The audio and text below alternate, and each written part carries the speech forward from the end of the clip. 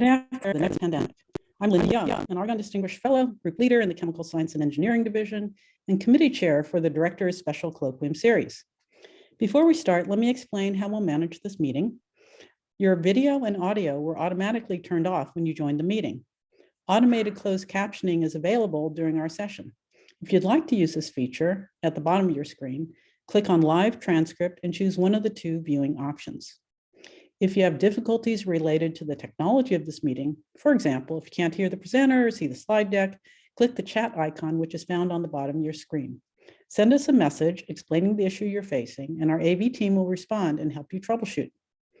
To ask questions throughout the presentation, please use the Q&A function. Questions will be addressed live as time allows. Now it's my pleasure to introduce Deputy Laboratory Director for Science and Technology, Stephen Streifer. Dr. Streifer has been Argonne's Chief Research Officer since 2020. In this role, he develops and shepherds the lab's scientific and technical portfolio and articulates its strategic priorities. His work empowers pivotal discoveries and powerful scientific tools and facilities. And now, here's Deputy Director Streifer. Thank you very much, Linda. Welcome everyone to today's Director's Special Colloquium, Combating COVID-19 and Preparing for the Next Pandemic. Argonne is dedicated to accelerating the science and technology that drive U.S. prosperity and security. And our guest today, a world-renowned physician, researcher, and one of the developers of the COVID-19 vaccines, is emblematic of that idea. Dr. Weissman's participation in this event is very special for Argonne, since we helped enable the research that laid the groundwork for these vaccines. As all of you know, the pandemic has been and continues to be one of the most challenging problems facing society in the last century. It's taken more than 5.8 million lives, caused hundreds of millions to fall ill, and inflicted hardships on all 7 continents. It has also prompted an unprecedented response from the scientific community. Researchers from every corner of the world have worked together to create treatments and vaccines to combat this global health emergency. They've achieved a remarkable feat. In less than 1 year, scientists developed effective vaccines when the average drug development time usually takes a decade or more. A common question in response to this is, how did this happen so fast? First, researchers had a head start by studying the earlier SARS and MERS coronaviruses. Scientific knowledge builds upon itself and grows over generations. It compounds and leads to tomorrow's advancements. Scientists were also able to move quickly because of the investment in cutting-edge tools. For example, much of the research that underpinned the discovery of the development of the vaccines that we'll hear about today depended on more than 10 years of data taken in our advanced photon source, or the APS as we call it. The APS has long been a world leader in the study of infectious diseases. Scientists have used the ultraviolet high-energy X-ray beams of the APS to safely determine the protein structure of SARS-CoV-2, the virus that causes COVID-19, and countless other viruses without needing to work with any live virus. The tools we made available to the scientific community, along with insights gained over decades of research with them, help make vaccines more effective and advance the development of treatments. The scientific discoveries made during the COVID-19 pandemic were profound. They're already guiding how infectious diseases are studied, ensuring that the response to the next outbreak will be even faster. It's an extraordinarily true story of how pivotal discoveries, cutting-edge facilities, and scientific leadership united to fight a global health problem. Today's colloquium will explore the many ways that the development of vaccines and treatments for COVID-19 can help us plan for future epidemics. Now, to help us start this conversation, we have Dr. Drew Weissman, a professor at the Perelman School of Medicine at the University of Pennsylvania. With Caitlin Carrico, Dr. Weissman invented the modified mRNA technology that is used in the Pfizer and Moderna COVID-19 vaccines. The pair developed a delivery technique to package the mRNA in fat droplets called lipid nanoparticles, which ensures that it reaches the proper part of the body and triggers the immune system to fight the disease. Dr. Weissman's work continues for other vaccines. He's currently researching a pan-coronavirus vaccine designed to combat current and future variants of COVID-19 and other coronaviruses, a universal flu vaccine, a vaccine to prevent herpes, and cancer therapeutics based on mRNA technology. Prior to his current role, he was a fellow at the National Institutes of Health studying HIV, the virus that causes AIDS. Dr. Weissman received his bachelor's degree and master's degree from Brandeis University and earned his MD and PhD from Boston University. After Dr. Weissman's address and a Q&A, we will have a panel discussion with 3 other experts in the fight against COVID-19 and our preparation for future pandemics. The 3 experts we are honored to have join us today are Patrick Wilson.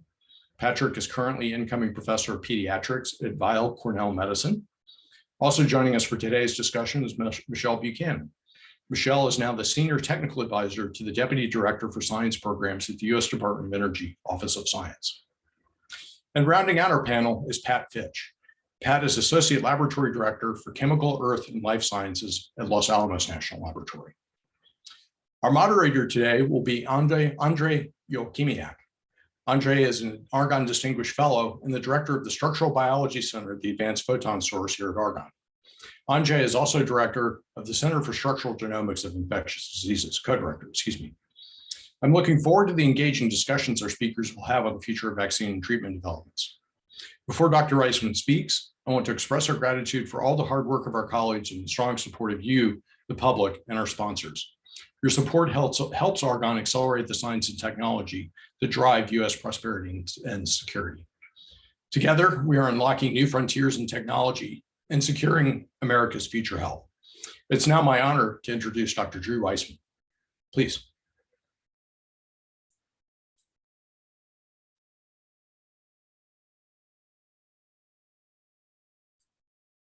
And Dr. Weissman, take it away.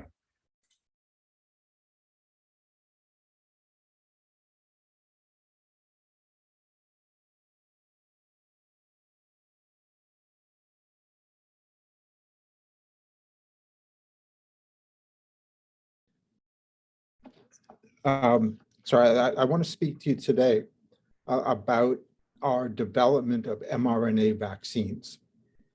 And I always find it funny, especially when talking to lay audiences of hesitant people, that they think that mRNA vaccines were invented in 10 months. And that's as far from the truth as you can imagine. mRNA was first discovered in 1961. The first time it was used therapeutically was in 1990, and the first vaccine using RNA was around 1992. It's been in clinical trials since about 1995. So RNA is not a brand new vaccine. The current development of it using nucleoside modified mRNA and lipid nanoparticles has been in use for over 5 years. So this is not new technology. Let me get to my first slide. So my conflicts of interest, we've got a bunch of patents and we've started a bunch of companies and worked with a bunch of companies, including BioNTech, Pfizer. I wanted to start with a background on vaccines in general. And this gives you a sense of history. The first vaccine that we know of that we've documented, and I suspect there have been many vaccines before this that people developed and didn't know what they were doing, as when they invented smallpox in 1798, they had no idea that it was caused by a virus. But it's an interesting story. Edward Jenner was a physician in England during a smallpox epidemic. And he noticed that milkmaids were not developing smallpox. And he also noticed that the cows that they were taking care of had a similar looking pox lesion. And his idea was he took that cowpox and broke it open and injected its contents into people. And Dr. Weissman? Yeah. Are you sharing your slides? I thought so. We can't see them. Okay, let me try again.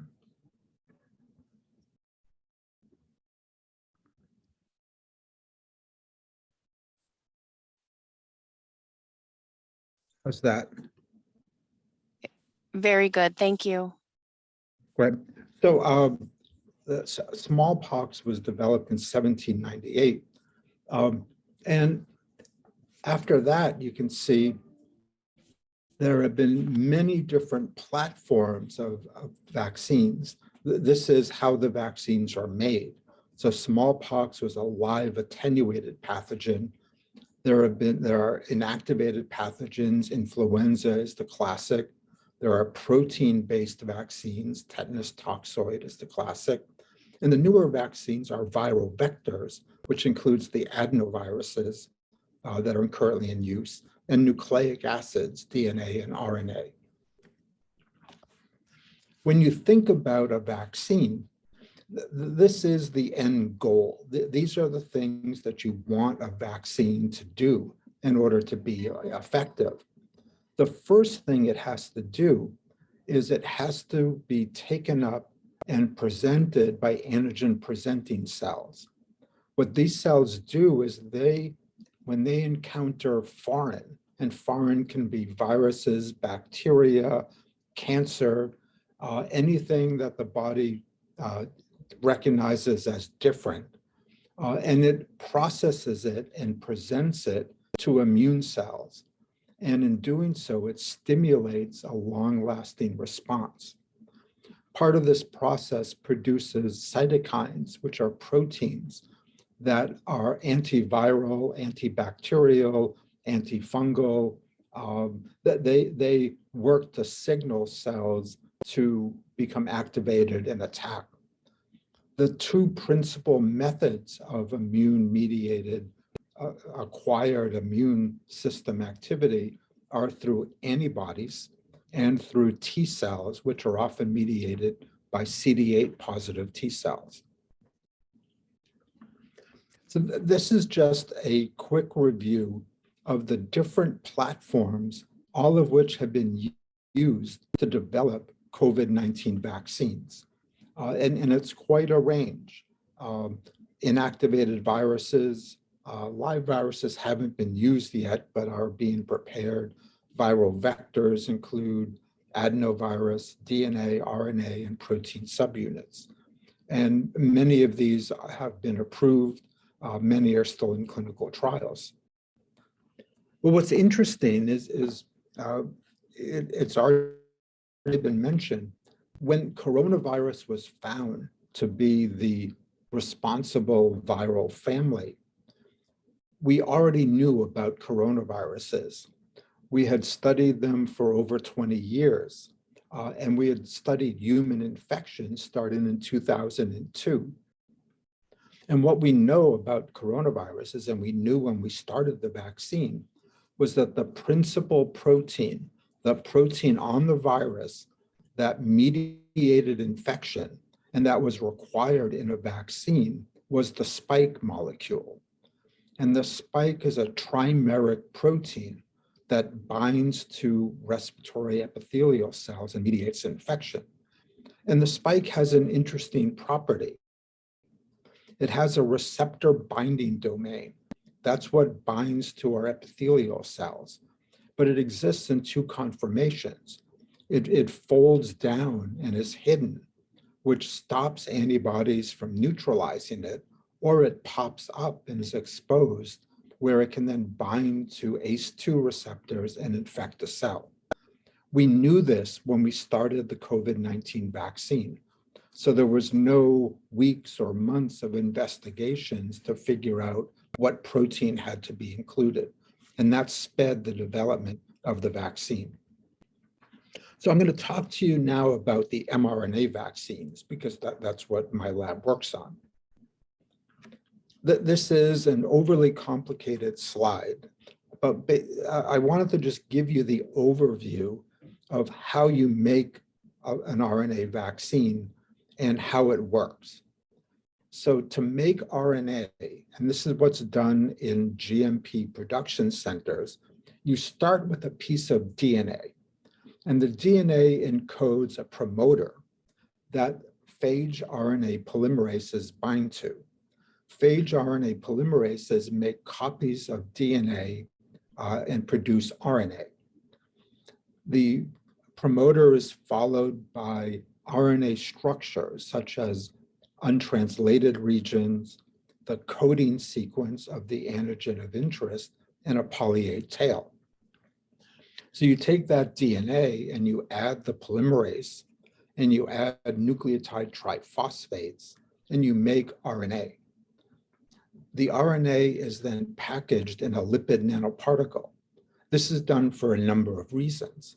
One is that every cell and every extracellular fluid in our body has RNase enzymes that rapidly degrade RNA. So if you don't protect it and you inject it into a person, it gets degraded. The lipid nanoparticles also encourage uptake of the RNA by antigen-presenting cells, and they're responsible for allowing the RNA to be released and translated by the cell. So once a cell takes up the lipid nanoparticle, the RNA escapes, it's translated by ribosomes, and it produces protein. The protein is either put on the surface of a cell, which stimulates antibody production, or it's processed into peptides that are associated with MHC molecules. T cells recognize MHC peptide complexes, and that's how you stimulate T cell immunity. The RNA vaccine does all of this very quickly after vaccination and very efficiently. This is the classic data from the first phase 3 clinical trial. And this data really blew everybody's socks off because it was the first respiratory virus that had such very high levels of efficacy, approaching 95%. We were used to influenza vaccines, RSV vaccines, that at their best are in the 70% range. So this data was very exciting, and it allowed people to believe that COVID could be treated with a vaccine very effectively. No, what I mentioned this already, RNA was first injected in 1990, so it's not new technology. What is new is the nucleoside modification. And if you look at all of the RNA vaccines that have been made so far, the only ones that are FDA approved that worked well in phase 3 trials have nucleoside modifications. And the reason that is that RNA itself is highly inflammatory. It is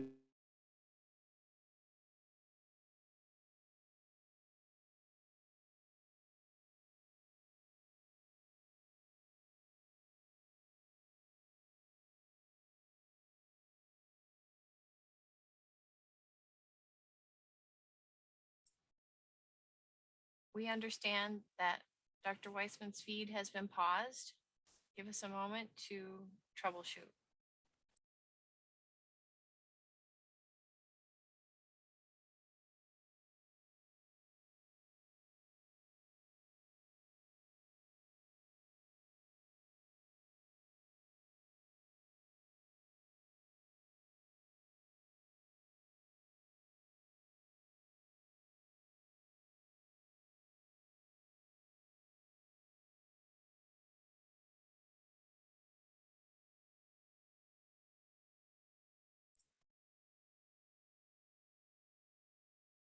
Beth? Yes, Lenny? Are there any questions that we could perhaps address while we're waiting for him to re-log on? I don't have any from the audience. Anjay might have some in his script.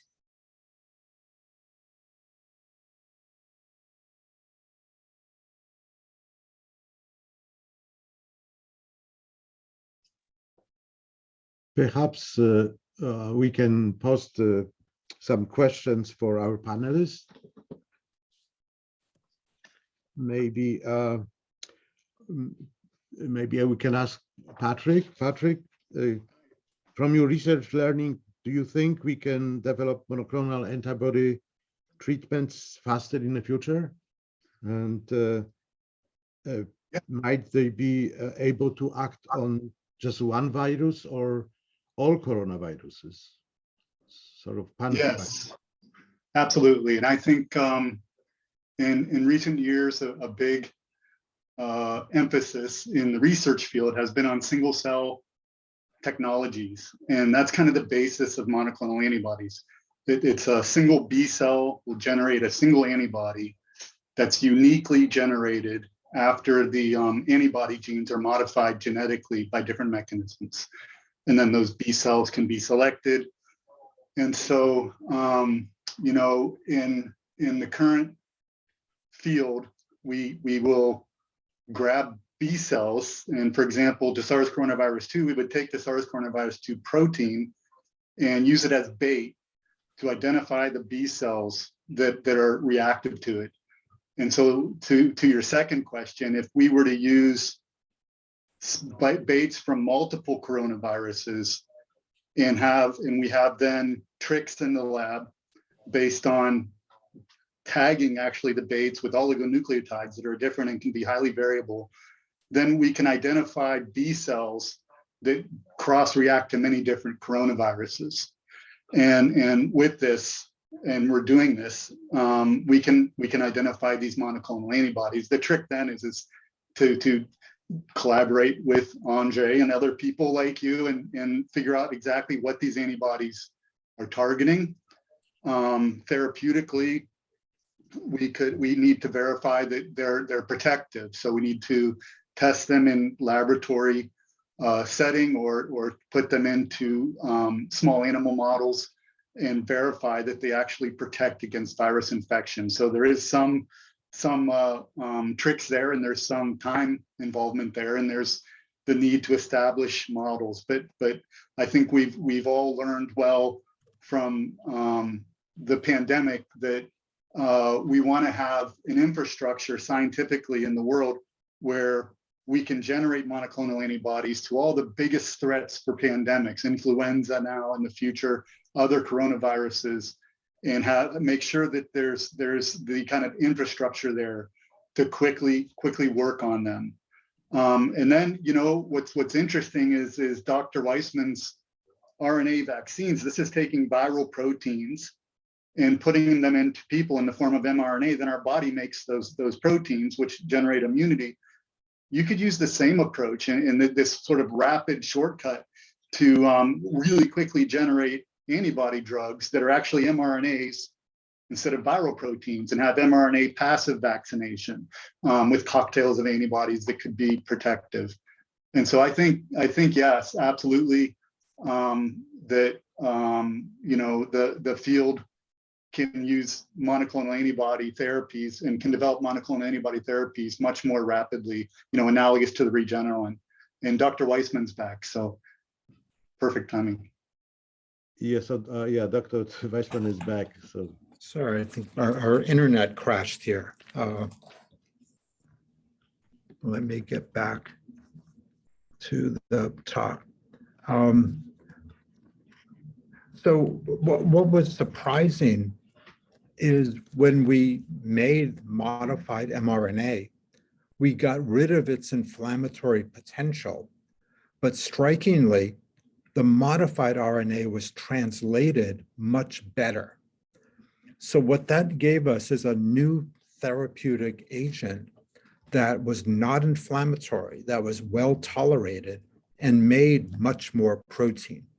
And that's what we took into vaccine development. People around this time asked us, Dr. why are you? Weissman, Yeah. you have to share your screen again. Oh, sorry.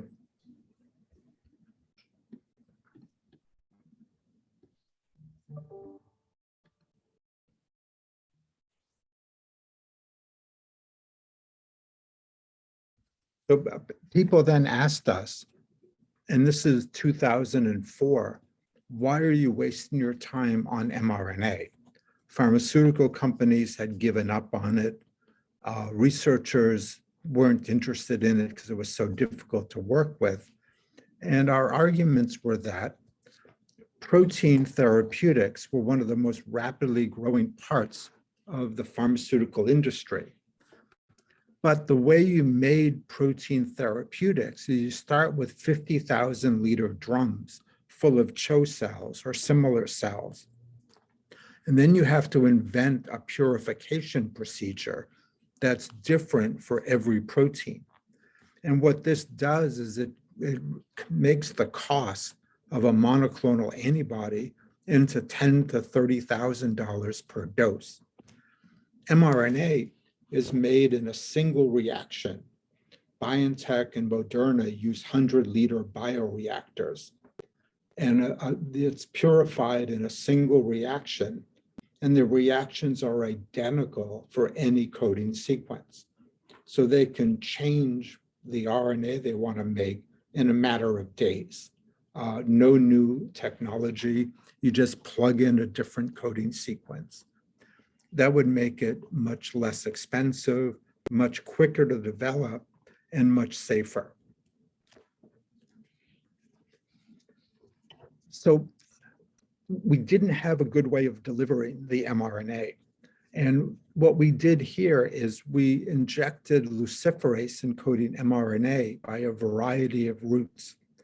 And lipid nanoparticles bind ApoE that targets liver. But when they're injected peripherally, ID, IM, sub-Q, they remain at the site of injection and are translated for up to 2 weeks. That's ideal for a vaccine. Vaccines, you want to produce the protein for a long time. That's why people use live viruses, because the live virus makes the protein for many days. So we developed an mRNA LNP vaccine platform. And this just gives you the sequence of how this is done. So you start by designing the sequence of the mRNA. You put that into a DNA, do in vitro transcription with a phage RNA polymerase, make the RNA. You purify it to remove contaminants, including double-stranded RNA, and that results in the mRNA. The mRNA is mixed with lipids in ethanol that self-assemble into lipid nanoparticles containing the mRNA, which are filtered to remove contaminants and put into a vial and given to people as the vaccine. What was striking for the mRNA LNP vaccine, and I don't want to get into too much science, but just looking at the height of these dots, this is the standard influenza vaccine that all of us old folks get. This is the live virus vaccines that our young children get. We're measuring the titer of neutralizing antibodies. This is the mRNA LNP vaccine. It's 25 times higher than an activated virus and 5 times higher than live virus.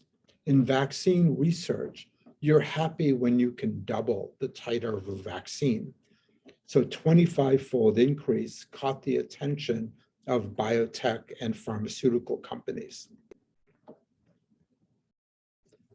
The mechanism for how this works, and the details aren't important, but what's different is this vaccine has a completely different mechanism than most other vaccines. And that's because it induces a very specialized helper CD4 positive T cells. And these T cells form germinal centers where B cells develop, and they drive the germinal center to produce high levels of high affinity antibodies. And this is the second characteristic that makes this vaccine different than most other vaccines. We tested this vaccine using influenza in animal models. So if you know influenza vaccine, you know that every year we make new vaccines because the influenza mutates, similar to what coronavirus is doing, but much faster. So every year we have to make a new influenza vaccine, guessing what the next virus will be.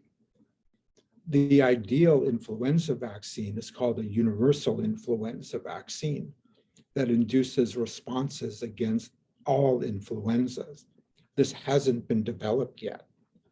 But what we found with our mRNA vaccine is we could immunize with a 2009 influenza and challenged the animals with the 1934 influenza, and the animals were completely protected.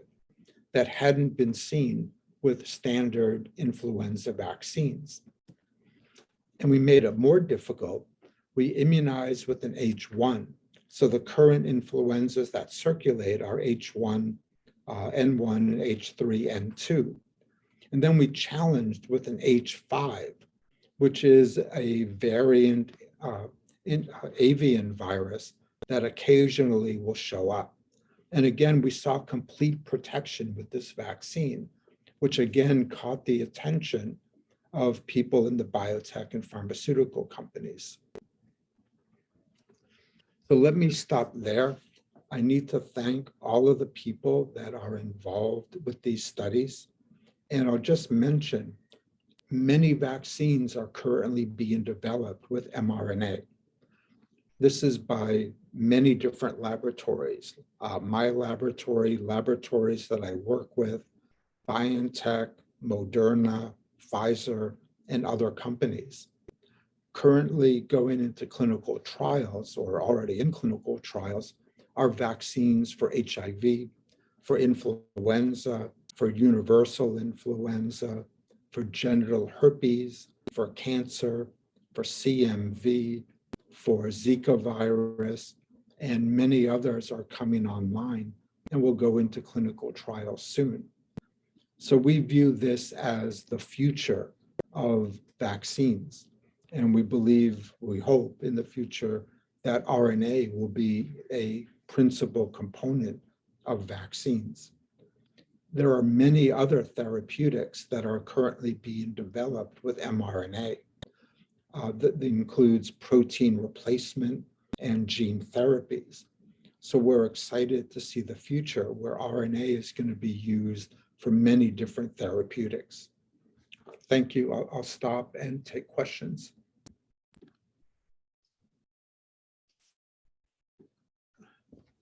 Dr. Weissman, thank you very much. That was fascinating insight on the development of vaccine mRNA. Your work in collaboration with Dr. Katalin Kariko has truly made huge an impact on our world. Thank you for your tireless work and dedication that ultimately led us to vaccines for COVID-19 that have saved many lives. We are grateful. We have a number of questions coming in. We'll take a few for Dr. Weissman now, and then we'll have a longer Q&A session later in our program. To ask a question, please use Q&A feature by clicking on Q&A icon. We will respond to as many questions as time allows.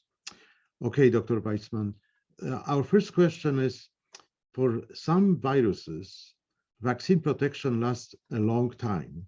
For example, the shingles vaccine provides protection for approximately 5 years. Why is the protection for the current mRNA so short, requiring the need for booster? What can be done to increase the vaccine protection for longer periods of time? Yes, so it's a little complicated. What you first have to understand is that we're giving boosters to give protection against variants. If you look at people who have been vaccinated, they are protected so far for at least 2 years against serious disease from anything, from any coronavirus. But they're not protected against the new variants, Omicron in particular. So the reason why we're giving boosters is to give protection against mutated variants that are quite different from the coronavirus sequence in the vaccine. We don't know how long the protection will last. And as a vaccinologist, protection from serious disease and death, to me, is the most important thing. And we've achieved that for at least a couple of years. It may go on for more years. Influenza, the protection lasts 3 to 4 months. Smallpox, the protection lasts a lifetime. We don't fully understand why some vaccines work incredibly well with long durations while others are very short. That's something we're trying to understand. But you have to note that the reason we're giving coronavirus boosters is to protect against variants. Okay, thank you. There is a question from our audience. Some of the preparations have claimed that mRNA vaccine-induced immunity fades more rapidly and is more specific than immunity induced by natural infections or by live kill viruses. Are these claims correct? And if so, is there a reason for the alleged rapid immune fading understood? It's sort of similar to what we've been asking before. Yeah, those are complete opposite. What we see is that infection with a virus, in most people, the protection dissipates very rapidly. The adenovirus vaccines last a little bit longer than viral infection. The RNA viruses last the longest of all of those. But the live virus gives you protection against the homologous virus. So what that means, if you were infected with the original coronavirus in early 2000, you have little to no protection against Omicron. And we see people getting reinfected with Omicron all the time. The mRNA vaccines, with subsequent boosters, you get better broad protection. So it's calculated that a booster of the RNA gives you 75% protection against being infected with Omicron. So the RNA vaccines give broader protection over time, and it lasts longer than live virus infection. Mm-hmm.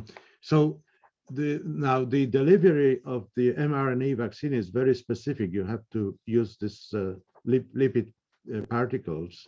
Now, do you think that in the future this COVID-19 vaccine can be delivered differently, for example, through the nasal spray or patches or even tablets?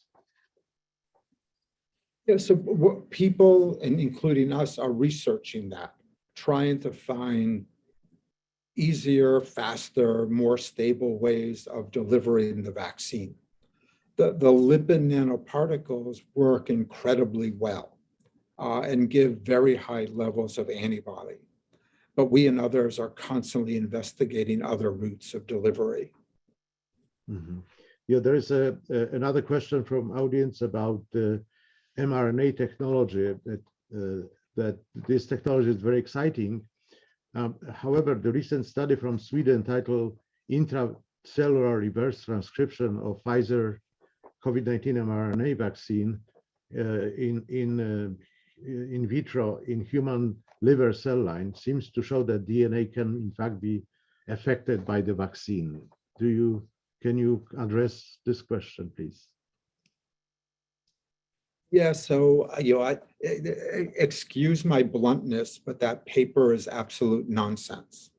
And if any basic researcher will know, you can make an experiment to give you any results you want. The experiment is highly contrived. The way you measure is often poor, but you can find any result you want. There were papers early on, 2 of them, that said that coronavirus integrated into the genome, which has never been proven to be seen. But somebody made an experiment and they bent the way they did it to get the results they wanted. Mm-hmm. So the vaccine uses mRNA. Our cells are full of mRNA. If mRNA could integrate into our genome would be full of mRNA, but it's not. So that paper is frankly nonsense. Yeah, here is a question from Michael Baker. He says, great work and great talk. On the topic of variants and universal vaccines, would it be desirable to inject mixed populations of RNA to induce a more diverse immune response? If so, we and others are working on universal coronavirus vaccines. The general approach is that, so that there are hundreds of thousands of different beta coronaviruses in bats. Some of them have the ability to infect humans. The approach that we and others take is to look for conserved regions in the genome and to those conserved regions in the vaccine. An alternative is to take 10 different beta coronaviruses that have the potential and mix them all together and inject. The big difference is that if there's an 11th coronavirus that infects people that's different from those 10, you won't be protected. But if you pick conserved regions that are present in every beta coronavirus, you're more likely to be protected. Okay. Now, there is a question from Emmy Swain. Are the mRNA boosters generated from a variant sequence different from the original mRNA vaccines? I'm trying to understand why the booster is protective against variants. So the only sequence that's in the RNA vaccines, in all vaccines that are FDA approved, are from the original Wuhan virus. What happens with mRNA is that the boosters expand the protection. So what they found is that with a third booster, you had more protection against Omicron and Delta and other variants. You also had more protection against the 2002 SARS-1, the original SARS virus that appeared in 2002.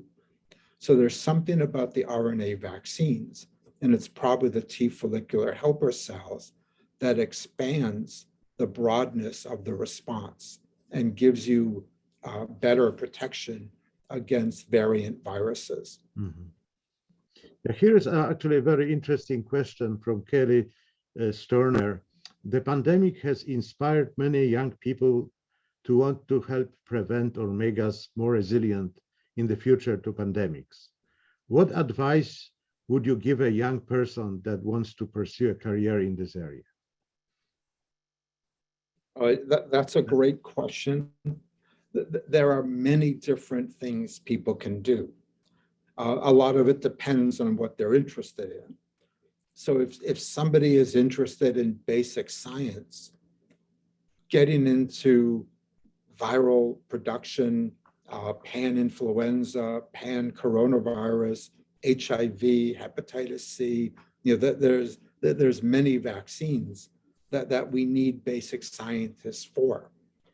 If somebody isn't interested in science, there's many other things. You can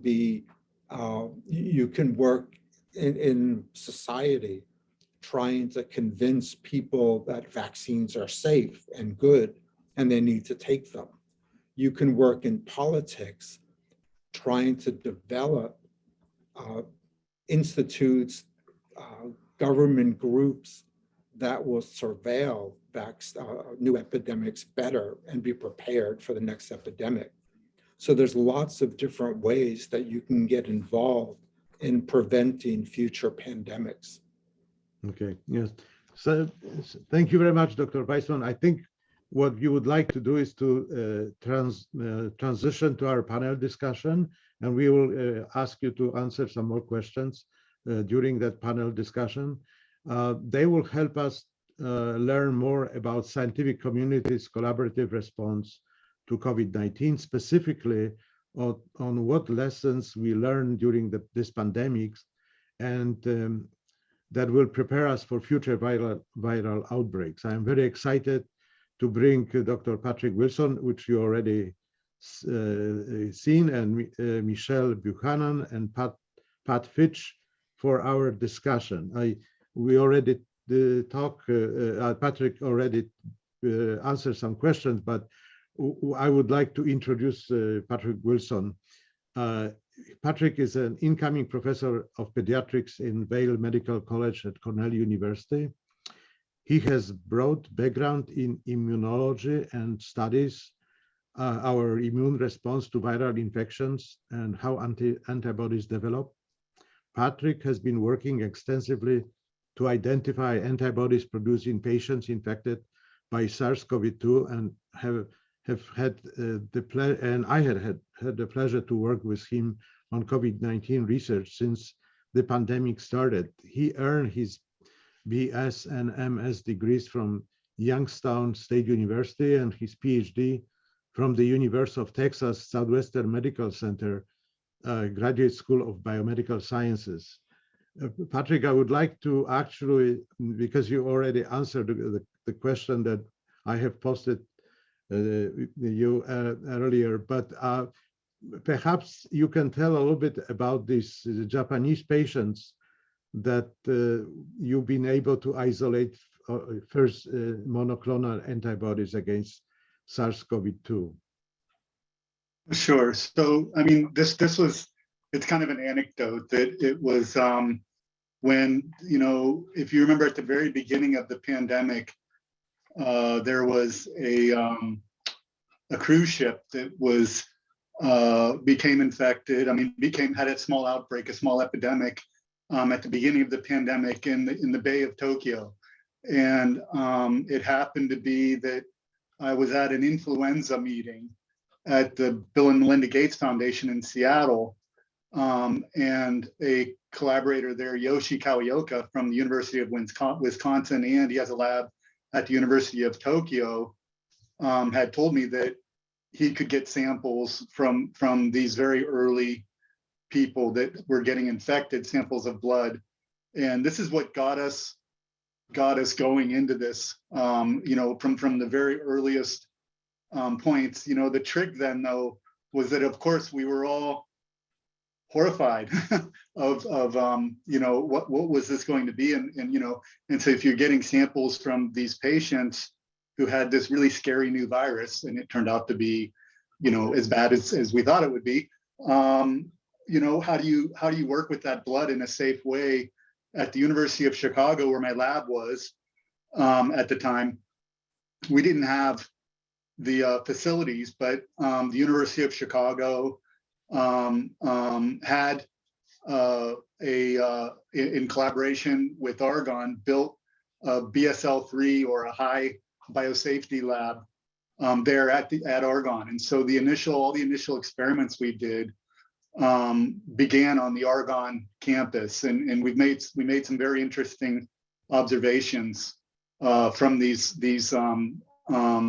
from the blood that we took from people that were actively infected. One thing that's really interesting when we talk about kind of these, this that keeps coming up, how do you target multiple coronaviruses at the same time? Something that an observation that was made in a paper we published last year from those types of samples that we isolated we characterized at Argonne, was that people that were actively infected were actually the really sick patients were using B cells that were generated when they were children or in past in their life to common cold coronavirus strains, not the SARS-2, but we knew that because they were infected with SARS-2 and these were the B cells that were turned on, they were activated, that they must be cross-reacting. And so I think that's a nice example of kind of a negative, possibly, and we think it's a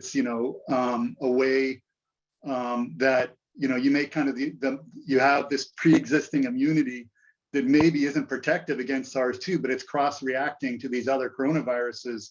And so this could be a bad thing. And so that's the thing, that's the fine balance between sort of mixing up viruses and, do you end up focusing on shared parts that are shared because there's no selective pressure to change them, they're not protective?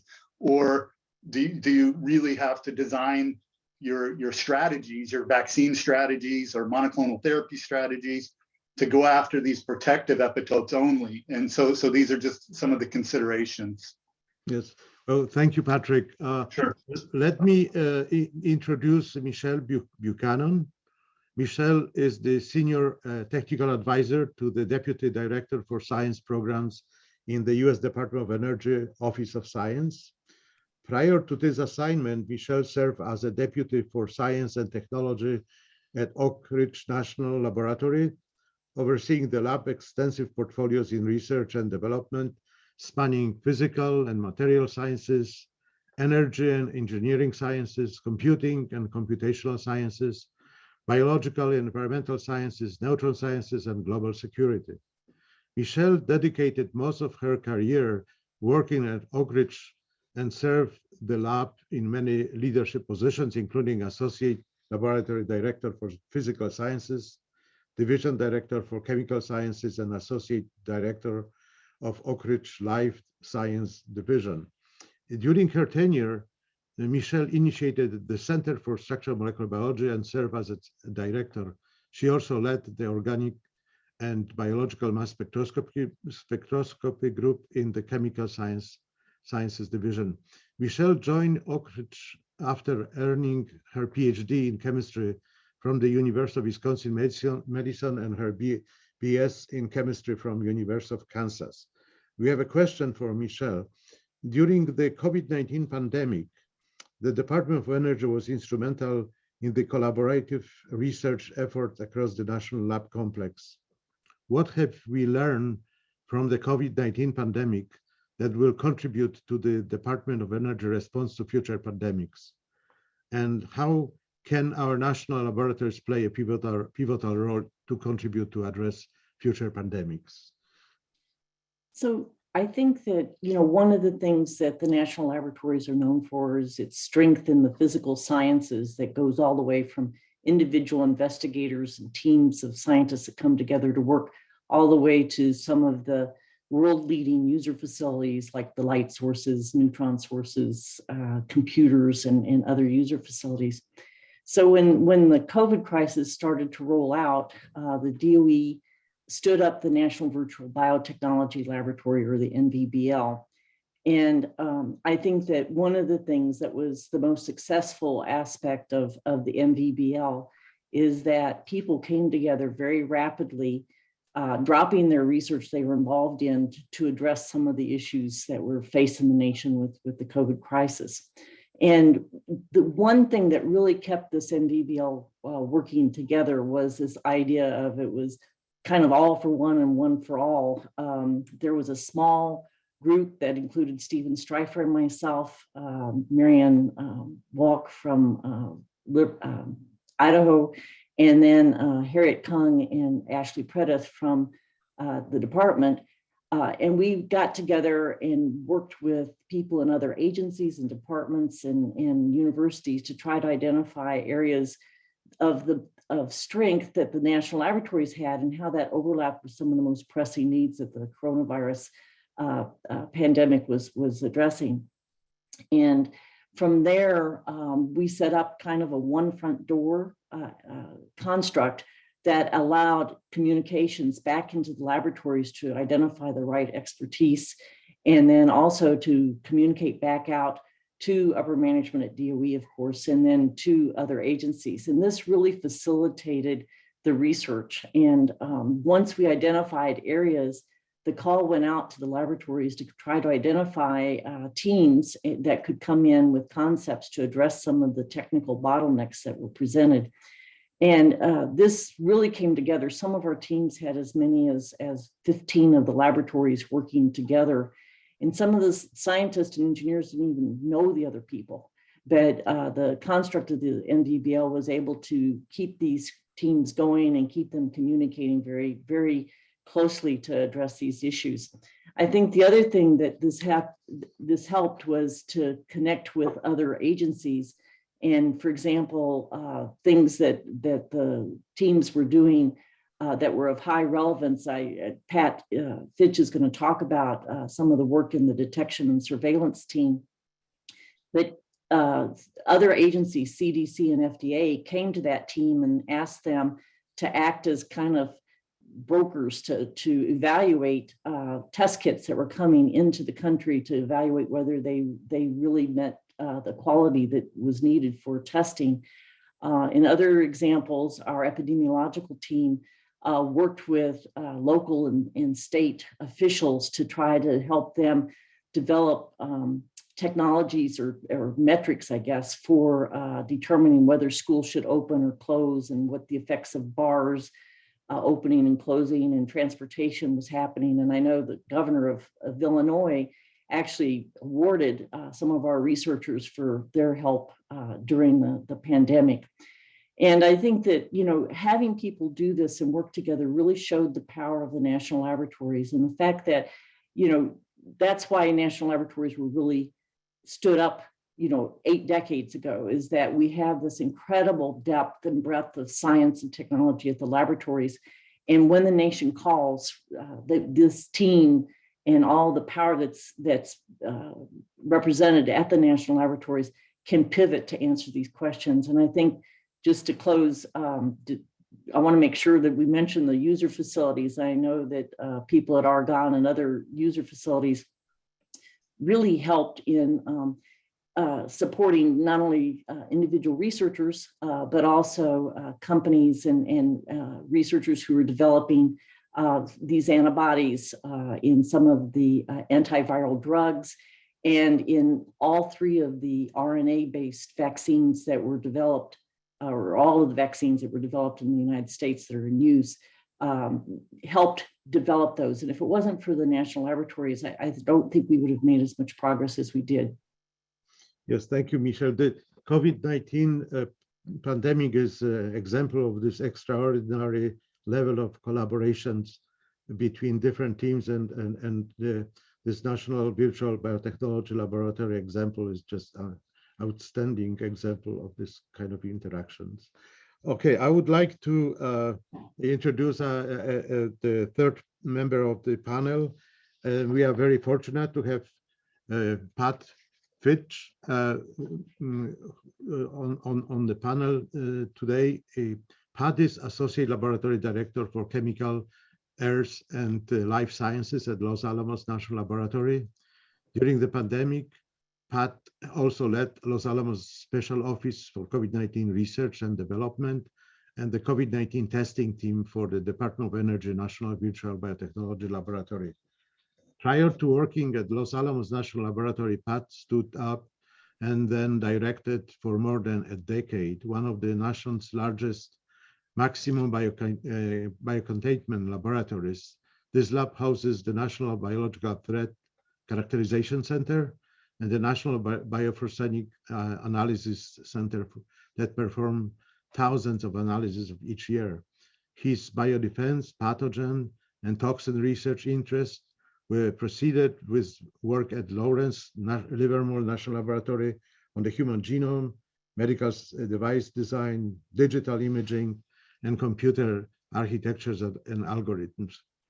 Pat earned his PhD in engineering from Purdue University and his BS degrees in physics and engineering from engineering science from Loyola. Yeah, we have a question for Pat.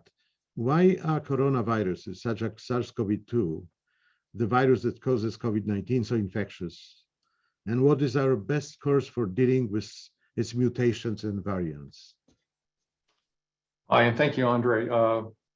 Well, let me start by saying that we're exposed to billions, if not trillions, of viruses a day, and many of them, most of them, thank goodness, don't infect us. So the first criterion that we have for why SARS-CoV-2 is infectious is that we're susceptible. We humans are susceptible to this virus.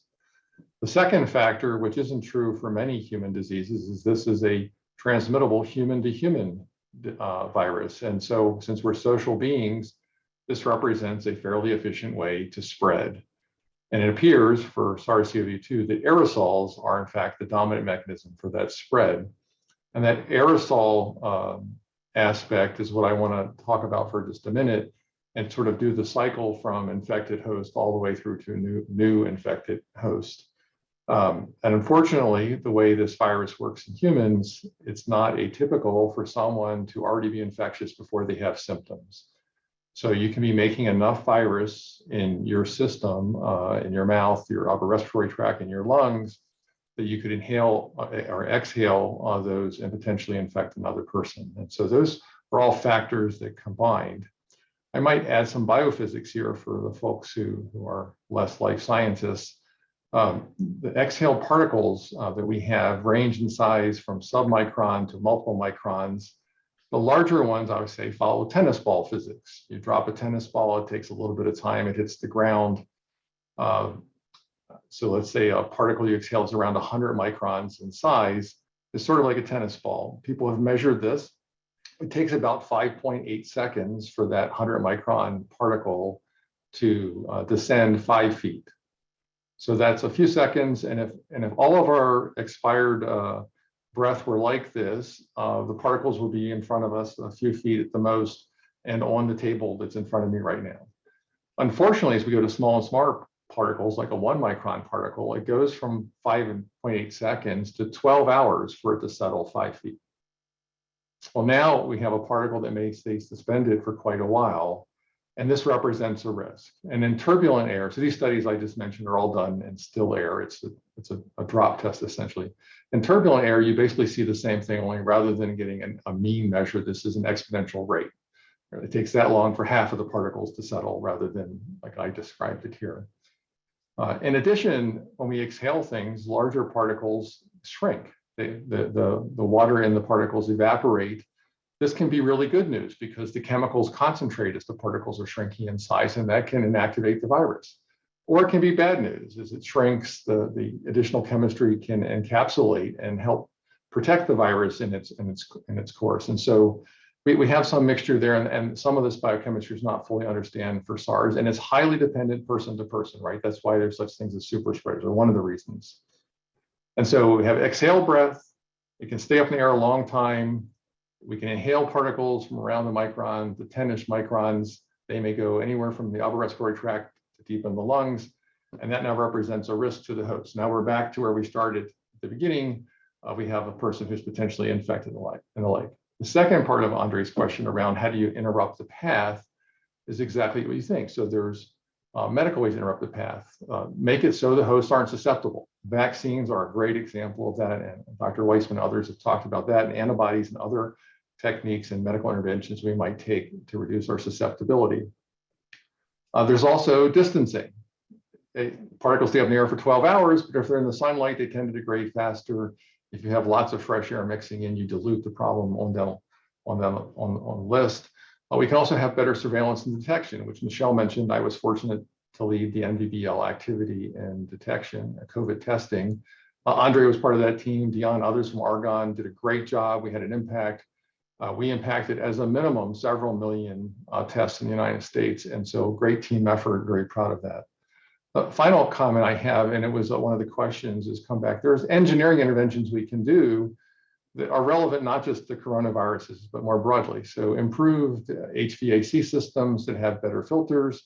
For other diseases, less so for coronavirus, sanitary sewers, fresh water, clean water sources, all these play a big role in the health of the public. And so building them into engineering designs, building them in as we rebuild and reclaim space are all important things to managing infectious diseases. So I'll stop there, Andre. Yes, thank you, Pat. That's very, very interesting.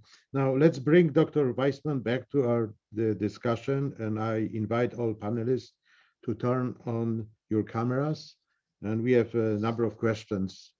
One question is, what is the potential future course for COVID-19? Should we anticipate more mutations?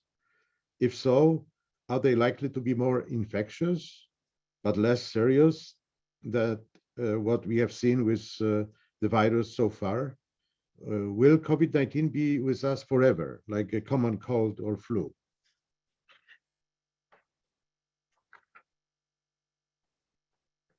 So I can pretty much guarantee that the SARS-CoV-2, COVID-19, is with us for a long, long time. It's going to turn into an endemic disease. And the hope is that it's similar to influenza, and it shows up in the winter time, around the same time that influenza does. The variants, the mutations, there's two types of mutations that occur in viruses. The first type is what's been happening up until now, which is the virus learning how to infect people better. It was a bat virus 2 years ago.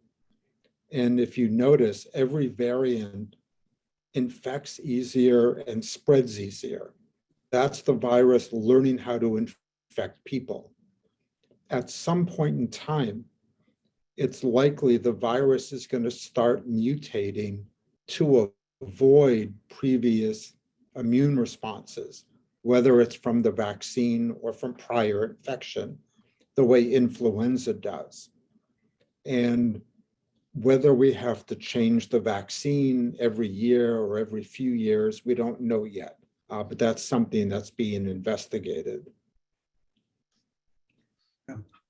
Yes. So, Can I say that there's, 10 to 15% of common colds every year are from endemic coronaviruses that were probably introduced at some point in the past as pandemics as well. And so that's kind of telling, I think. Yeah. So there's another question about mRNA vaccine and antibodies. So I have read that the mRNA vaccines produce nasal antibodies against COVID, which may account for advantages we have seen in this type of vaccine in terms of reducing transmission, at least with high titers in the short term after a dose.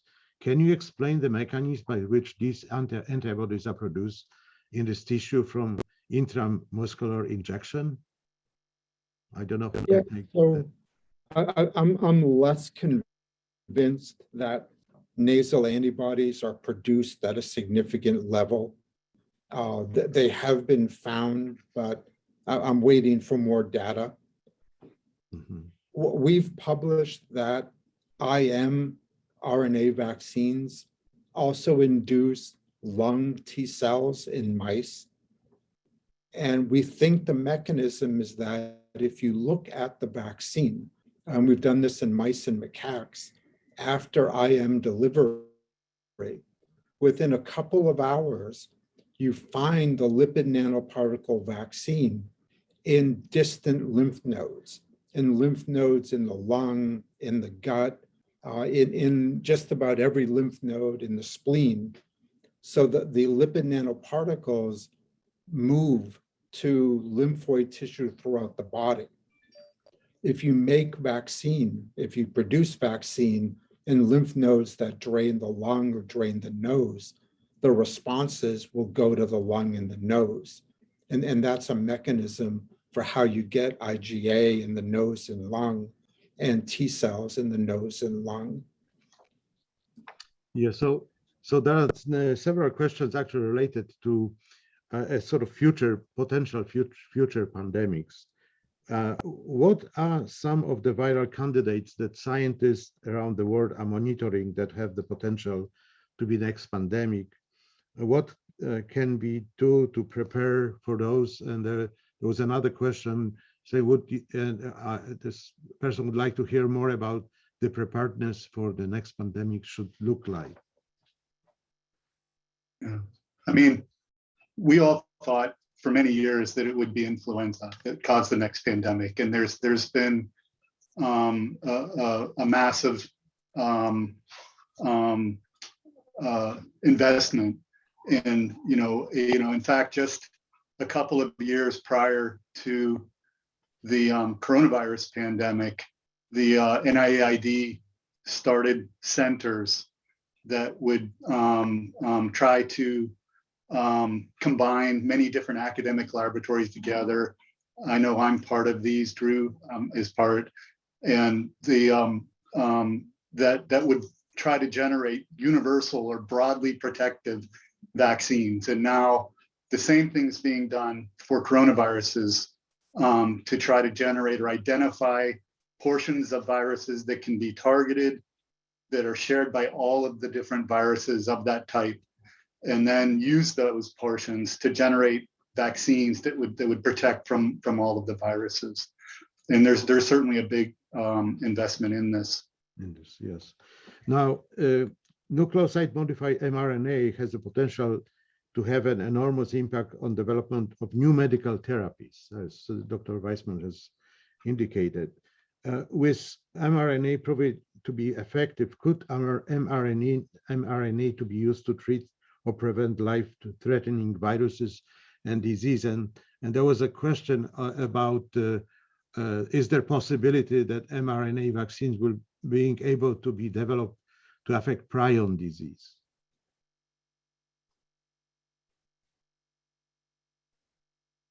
So that's prion disease is a misfolded protein in the brain. Yes. You could certainly think of ways. So people have made monoclonal antibodies that try and prevent the misfolding of the protein. It's not an easy thing to do because you have to get the antibodies into the brain. You have to be sure that they're safe. So in theory, yes. I don't see it happening tomorrow. Mm-hmm. So this will require clearly government investment in this kind of research. And there is actually related question about investment.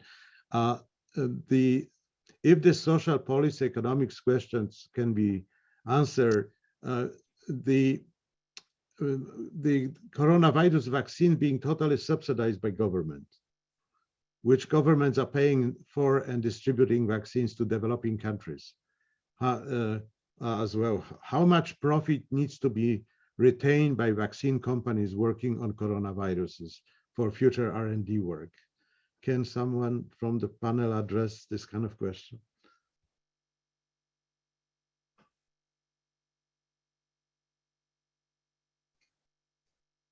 I can, Andre, I can give a quick summary, and then I'd like to go back to the question about where the next pandemic might come from. For this, not every vaccine that's received approval was funded entirely by government.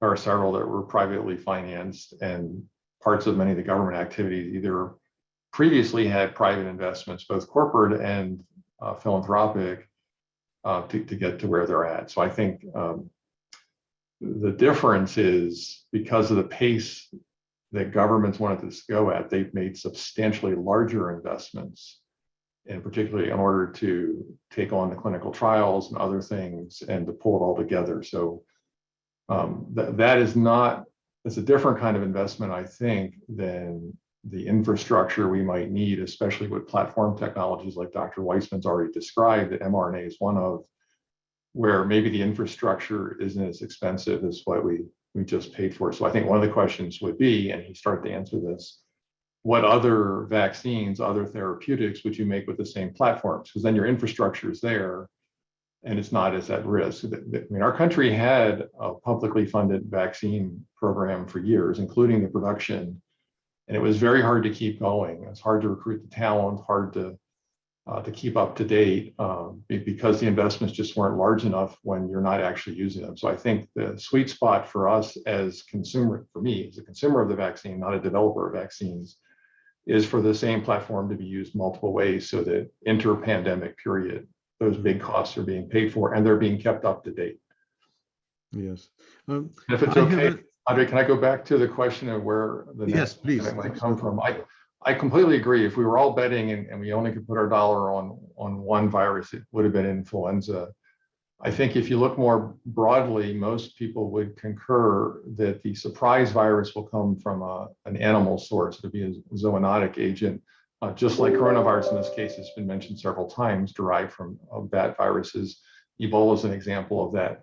It's very hard, and we don't have all the science we need to see what's going on in the animal population and predict whether that will in fact be useful transition to people. And influenza, we've made a lot of investment in both avian and swine related mutations that happen and how that might translate to people. And we've gotten it wrong quite a bit. We're learning along the way, but this is a really hard science problem to do.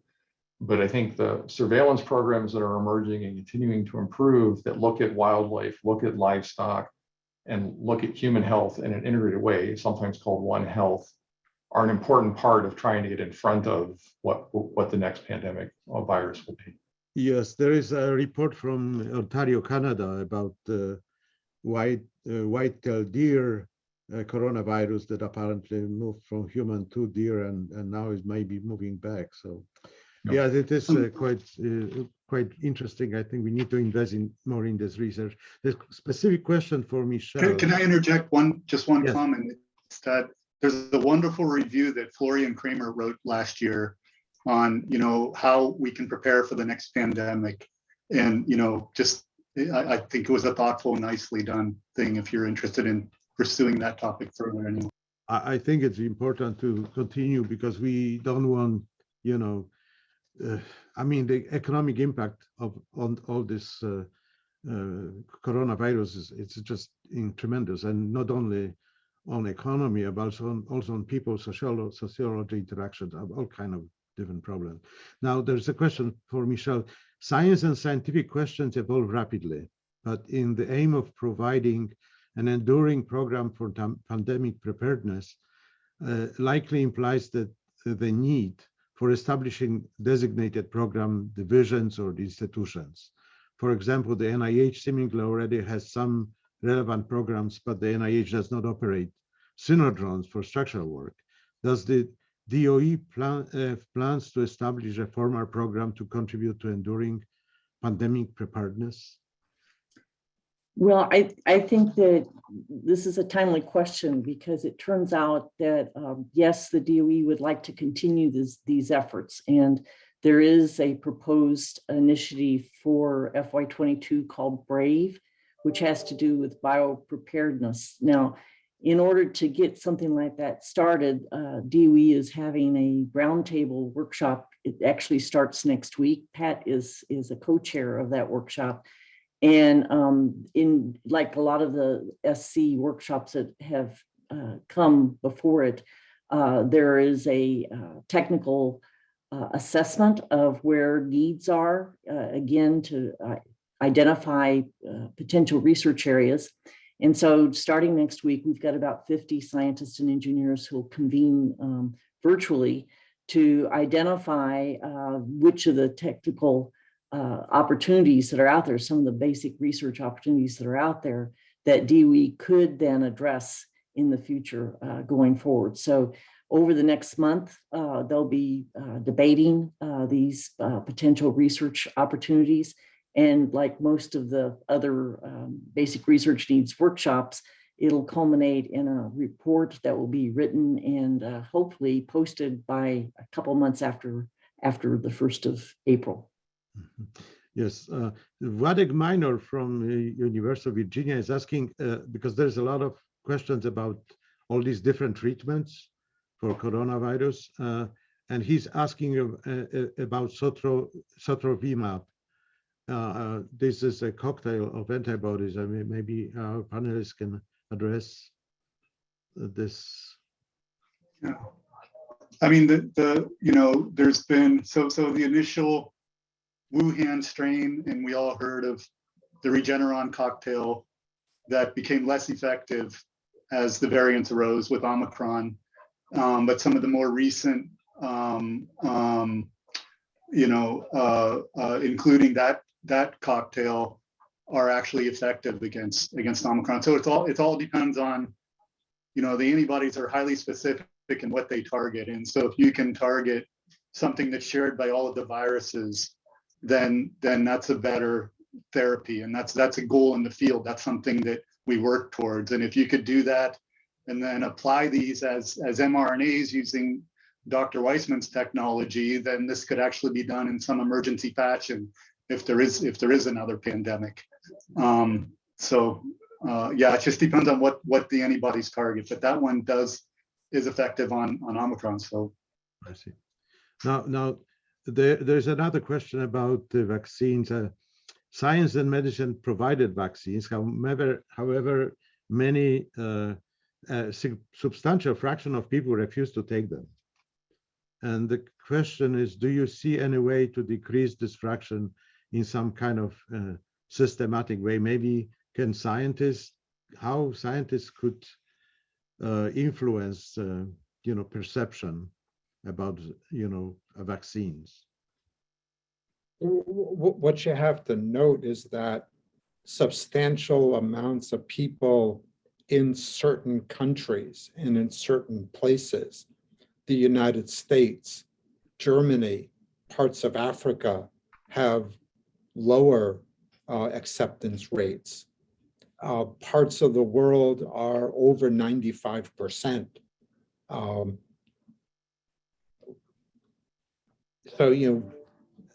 Part of it is the reason why people don't take the vaccine. If the reason is they listen to social media, they don't believe in science,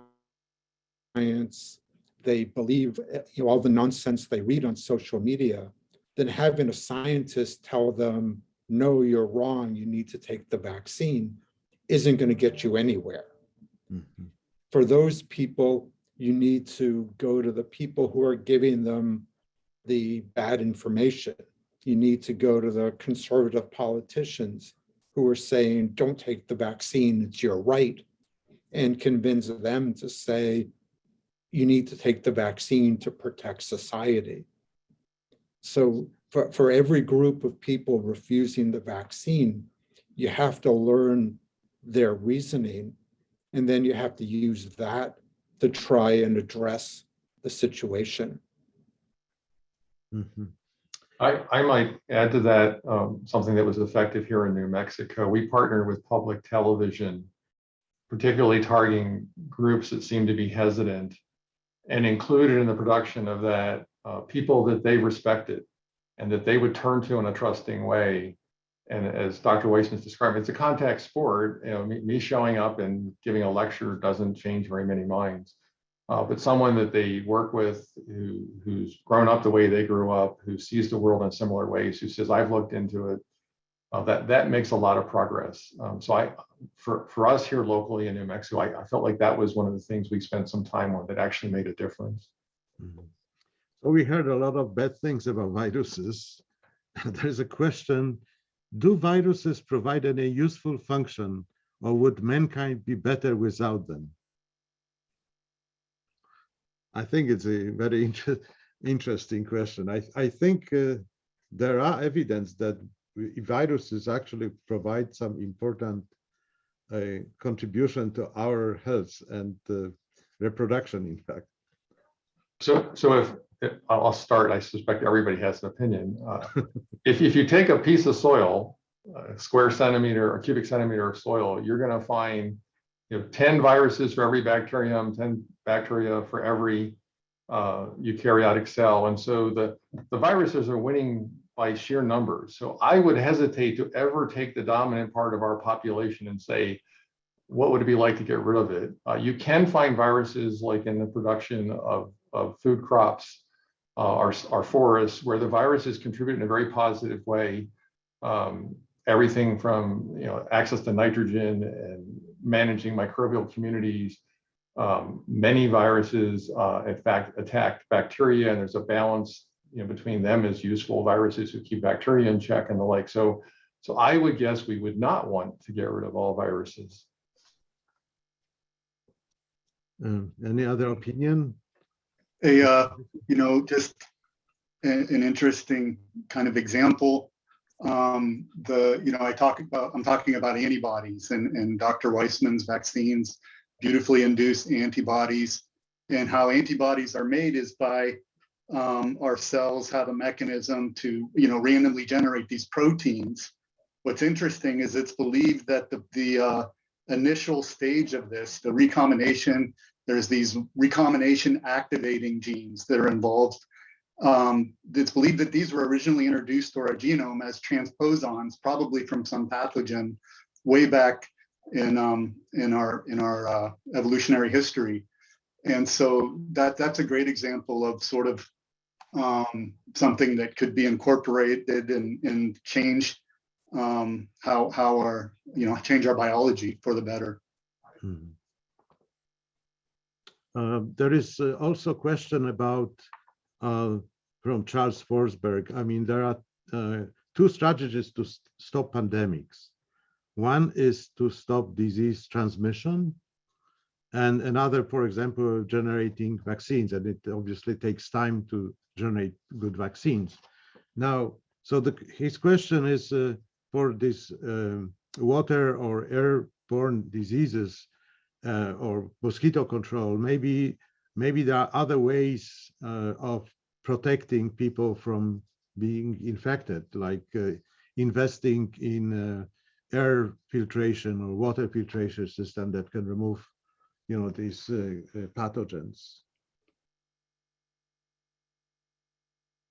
I mentioned some of that in my earlier comments. I think if you look at parts of the world where some of the diseases are pronounced, the incident rates are pronounced, like were just described, waterborne and others, a vaccine would be helpful, but until you eliminate the abundance of the agent in those common sources, that's a pretty steep hill to climb, right? Because vaccines do well in the natural environment, but many vaccines can be overcome by too much pathogen, right? So you always want to have a priority, I think, for managing the environment to get as much of the pathogen out there, whether that's by social norms or whether it's by engineering things like the question brought up. I think they're both appropriate.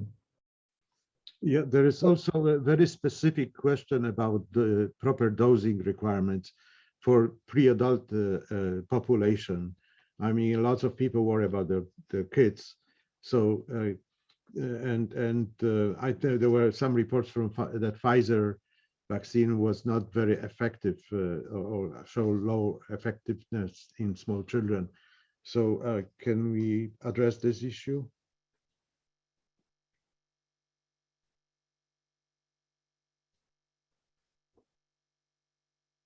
Dosing is always a balance of adverse events, tolerability, and effect. And the purpose of phase 1 trials and phase 3 trials is to determine the dose that gives you the hoped for efficacy. I think that when Pfizer did their dosing for young kids, they were very nervous about adverse events.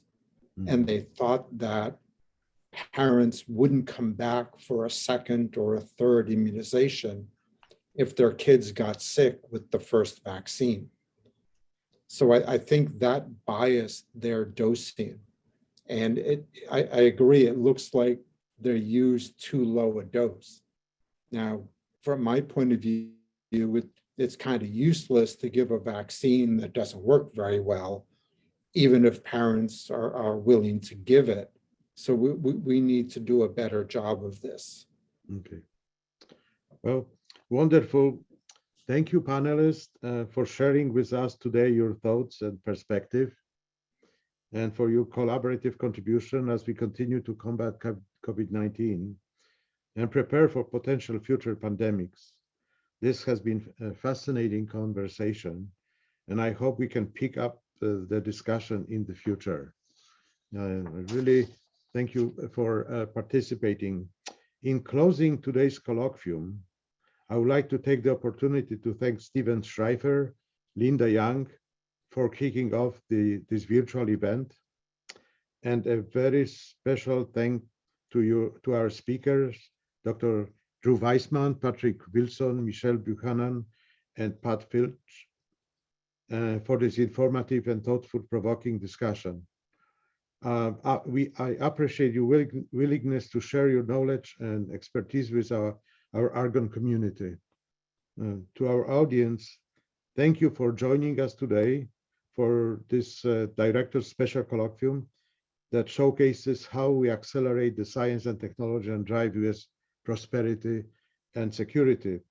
We hope you will join us for the future events. Please visit at anl.gov/events to learn more, or visit anl.gov/subscribe to sign up for notification. To conclude this event, we have a short video that will tell you more about Argonne National Laboratory. And thank you again, and enjoy the rest of your day. Thank you.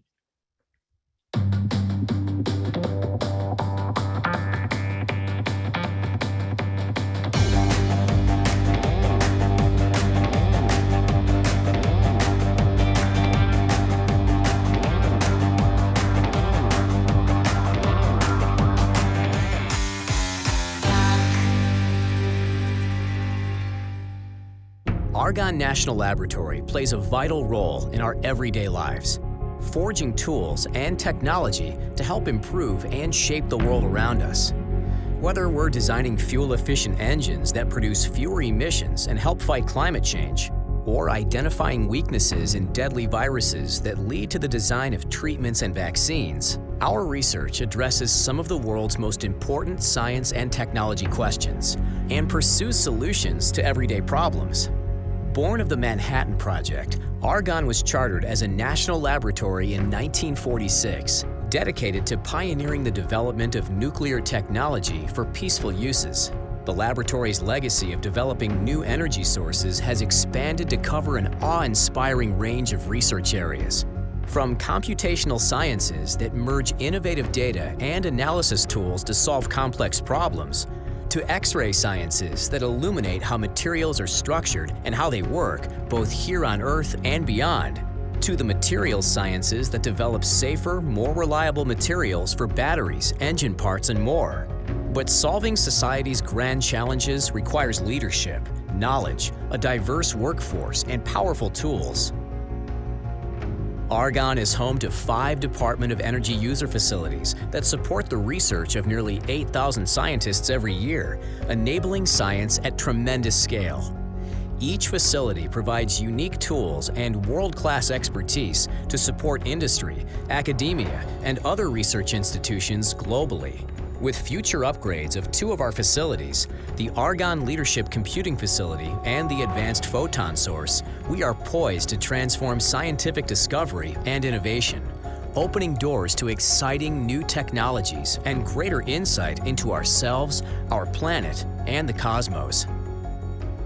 75 years after its charter, Argonne continues to pursue its mission to provide the nation with clean, efficient energy sources and drive research that enables energy independence and protects our critical infrastructure in the face of natural disasters. And as society's engagement with technology evolves, Argonne continues to accelerate science in partnership with businesses and universities to revolutionize scientific discovery through artificial intelligence, further our understanding of energy and matter in the universe, harness the quantum world, and advance manufacturing to strengthen our economy and national security. For 75 years, Argonne has met the scientific and technical challenges of the day, and today, more than ever, we want to assure our actions benefit everyone equally. We continue our efforts in STEM outreach to underserved communities and to increase diversity and inclusivity at our laboratory and beyond. We work to assure that the results of clean energy research benefit people of all backgrounds and that all communities are resilient against the effects of climate change. Challenges may change in the future, but Argonne's commitment to excellence in discovery and innovation and dedication to a just society will not. This is Argonne. Transforming science, improving your life.